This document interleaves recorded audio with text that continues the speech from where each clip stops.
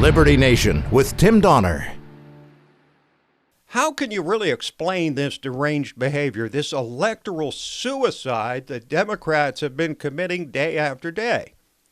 Well, here's one possible or even probable explanation.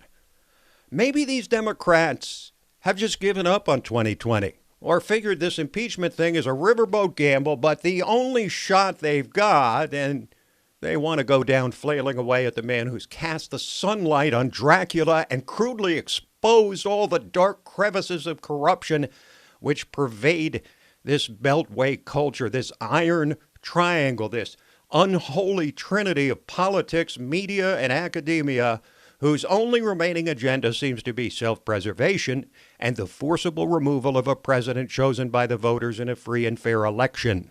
Now, stop for a moment and consider the implications of some unnamed functionary taking matters into his own hands and alerting the media whenever he objects to something said by the president in a supposedly secure conversation with a world leader. Who died and left some insignificant mole in charge, free to leak like a sieve? Who elected this person? How can a security breach of this magnitude be allowed to stand? Why, even the virulently anti-Trump CNN analyst and former intelligence operative Phil Mudd condemned the breach.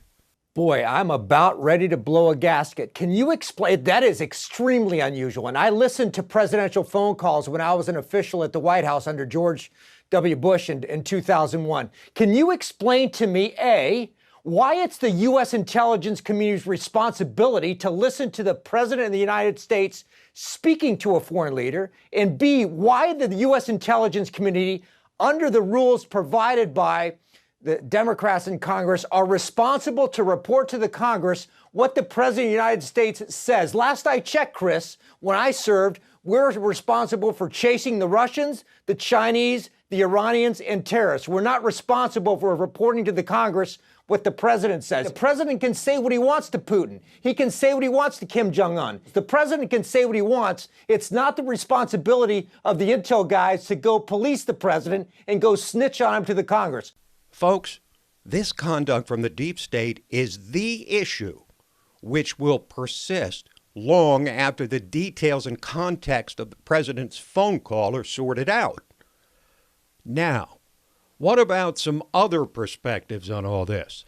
On an LNTV, Liberty Nation TV, which is up on YouTube right now, political columnist for LibertyNation.com, Joe Schaefer, said, "We should hardly be surprised given all the water already under the dam."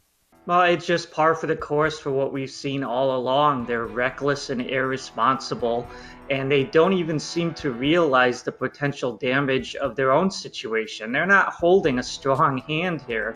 When this narrative comes out, when the truth comes out to what Joe and Hunter Biden have been up to in Ukraine and especially in China, this is going to look a lot worse than any conversation that I read that transcript, as I'm sure all of you did, and it didn't look like a lot to me.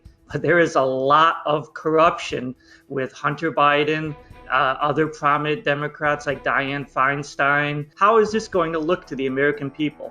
Joe Biden and Hunter Biden fly in 2013 on Air Force Two to China. 10 days later, Hunter Biden's firm has a $1.5 billion deal with the Bank of China. Trump goes into these things knowing they're holding a weak hand, and then he can force them into attacking him with their weak hand. It's amazing that they keep falling for it. So that was Joe Schaefer. We also got analysis on LibertyNation.com and LNTV from our chief political correspondent, Graham Noble, who noted how this may represent the culmination of a seemingly never-ending attack unleashed by the Democrats.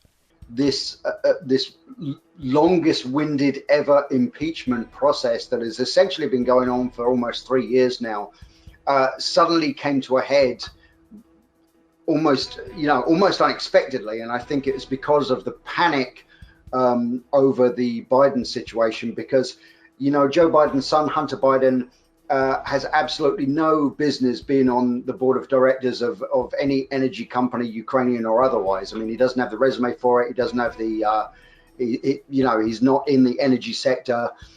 So, clearly him getting that position in the first place was some form of kind of pay to play. Not only is there nothing in that transcript that is incriminating in any way, but also, if we're going to start talking about US politicians reaching out to foreign sources to benefit themselves in an election, then, we got a whole list of people we got to talk about before we even get to Trump. And the person at the top of that list is certainly Joe Biden.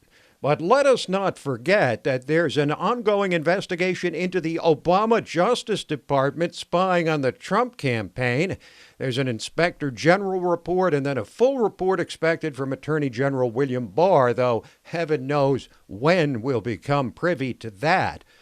Now, the Democrats have broached impeachment from before Trump was even sworn in. That's a fact. Maxine Waters and Al Green, out on the radical fringes of an ever more radical party, actually said they would start impeachment inquiries before Trump was even inaugurated.